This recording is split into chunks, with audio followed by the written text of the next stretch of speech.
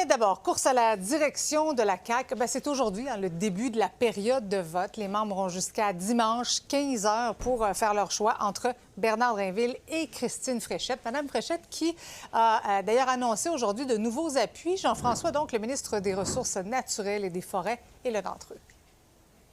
Jean-François Simard, qui est également ministre responsable de la capitale nationale, un des membres fondateurs également de la CAQ, qui décide de lui donner son appui.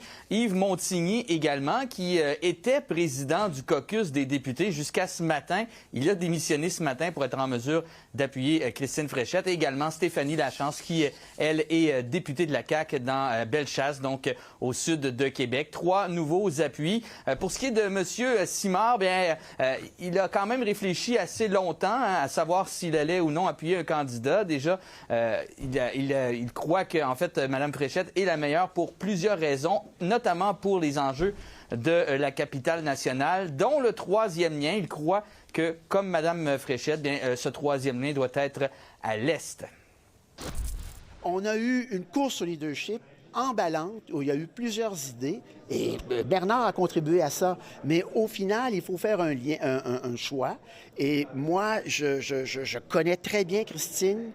Je pense qu'il est très révélateur que les 3 membres signataires du manifeste de départ de la CAQ, que sont Lionel Carman, Jean-François Roberge et moi-même, nous sommes 3 à appuyer Christine Fréchette. Je vois là-dedans une figure de symbole assez importante.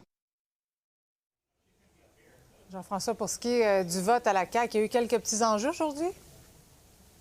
Oui, en fait, ce qui s'est passé, c'est qu'il y a le numéro pour accéder au vote d'un des membres de la CAQ, donc qui a été envoyé par erreur donc à tous les autres qui n'avaient toujours pas voté ce matin. Ça s'est passé vers 11h30. On a assuré du côté de la CAQ donc que ça avait quand même été réglé assez rapidement, que le processus de vote n'a pas été mis en danger à cause de cela.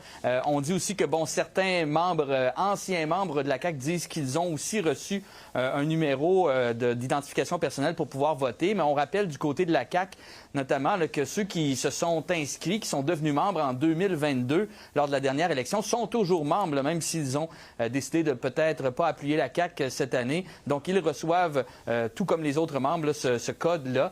Ceux qui l'ont fait se sont désistés, en fait, d'être membres de la CAQ depuis le 13 mars. De ce côté-là, il ne devrait pas y avoir eu de code qui a été envoyé. Mais bon, on sait que ces gens-là vont pouvoir voter jusqu'à dimanche, 15 heures. On devrait avoir dans quelques minutes le taux de participation pour cette première journée. Ce sera dévoilé à 18 heures à chaque jour. Et bien sûr, le grand gagnant qui sera dévoilé à 15 heures dimanche. Merci beaucoup, Jean-François.